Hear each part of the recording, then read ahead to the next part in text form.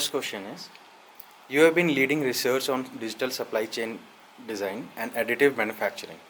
For students entering industry, what's the one biggest misconception they have about how digital technologies are actually reshaping the supply chain and what should they be watching for instead? So in my experience, having worked with multiple industries, primarily manufacturing, industrial products, consumer goods and others, so many companies lack a coherent digital strategy. A lot of individual technologies are adopted. Sometimes they don't do the proper homework and a proper business case has not been created. And this results in sometimes a failure. And once a failure is observed, then the company doesn't go back and do further investments and further investigations in it. So many promising ideas are nipped in the bud. So if you are a recent MBA graduate from SIOM or a supply chain graduate or trying to join both the industry or consultancy, one advice will be that support the companies in creating a digital strategy, create a portfolio of different digital technologies which might be relevant for the company to solve the particular problems they are facing. So it should really link to performance outcomes. Then create a roadmap, do some pilot projects, and do that. That is one formal approach to do it. So whether you are part of an organization or part of a consulting team, you have to follow this process.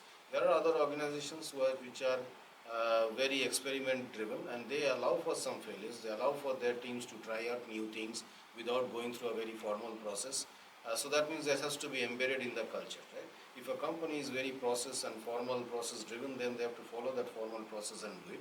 Others which are more experimentative, they can do it, but not the other way around. So if the company's culture is very stringent and process driven, and there if you try to embed things as an experimental culture and then things fail, then it doesn't work. In other cases, if it's a very flat multinational organization with a lot of less of structure, and there you try to embed a process where it cannot work. So instead of chasing individual digital technologies, there is a need of a coherent strategy or a proper experimentation and innovation plan which will support this. Whether you are part of an organization or part of a consulting team, you have to follow these some of these guidelines. Individual technologies do not really make an impact unless the organization is ready, whether it's the data, whether people's training, everything is built in. And this is my advice to look forward when you join as a new joinee in this industry. So my next question would be, so your career spans academia. You have worked with big firms like Deloitte and Tata Motors. So looking back at the gaps between the textbook theories and actual industry practice, what is the most important lesson or mindset shift we as a student can learn from your practical challenges that you faced and how you overcame them? Yes, many of our operations management concepts, supply chain concepts can actually be applied very well in industry. Industry is sometimes not ready, but in the reverse case is also true. Sometimes in the current digital world, industry is actually taking a lot of steps ahead, and academia is slightly behind in some of the things. So I'll not say textbook knowledge is applicable. Textbook knowledge is many times applicable. We need to be a little bit creative in adopting how we can do the solutions. Looking at my own personal career, I think the biggest advice is sometimes when we come out from a business school, we assume that pretty much everything is given to us, the problem is there and we just need to solve it. But there is a lot of hard work even for a supply chain network design problem, for example. You need to spend a lot of time collecting the data, and data will not be available in the form you want it.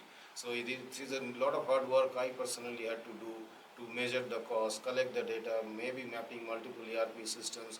You get the right data, then you can only do the supply chain network design. I initially assumed that the data will be there, I just only build the models, right? So this doesn't work. Even as a consultant, you need to spend a lot of time actually doing this hard work on the ground, understand the process and so on. Similarly, if you work in you cannot have experience in all types of industries, right? Now, suppose you have never worked in pharmaceutical and you join pharmaceutical, or you get a consulting project in a different industry where you have never worked. So you still need to learn and do a lot of groundwork which people in that industry have been working for 20, 50 years, and you are going to interact with them, right? So there is always need to be willing to learn and put in the hard work. In one of my early projects, I worked in automotive, but my project was in pharmaceutical or paint or chemical and nothing to do with automotive, right? So my boss told you to live the life of a molecule. So I spend time in the R&D department of the factory, going in the labs, going in the night shifts, understanding how chemical reactions happen, go to my chemistry textbooks and learned a lot of things so that I can talk that language. If you are not able to maintain that rapport, they will think what will an MBA come and do and teach us, right? So this level of learning you need to be putting in that effort, and there is no shortcut to putting in this ground level. Nowadays technology is available.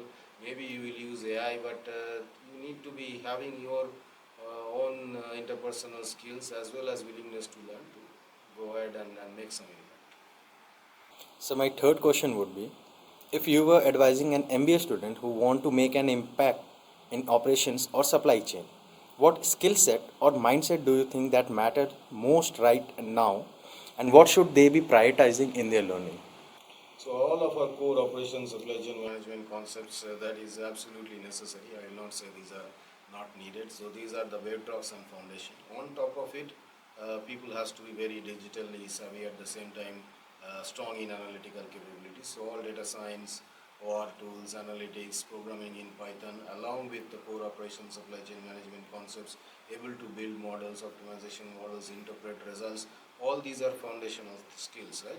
If you are joining or enroll in operations and supply chain, the company you are joining as well as the consultancy firm, they will expect that you know everything, right? These kind of things, they will expect that you know all the latest things. On top of it, if you have a strategic understanding, you are able to also work closely with other functions. You know how marketing impacts operations supply chain decision, how you can actually create a business case with finance. That's why we are taught also finance courses, right?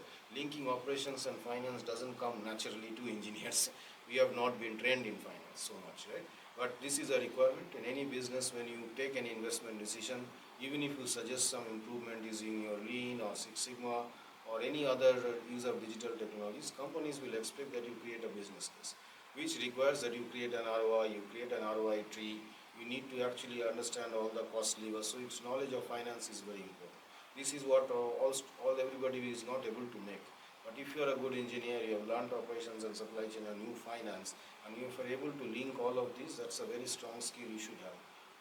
Talked about digital skills, I talked about data analytics, but also finally you are working with people. So this relationship management with your seniors, juniors, across functions, you will work with people in procurement, in logistics, in marketing, HR. So finally it's dealing with people.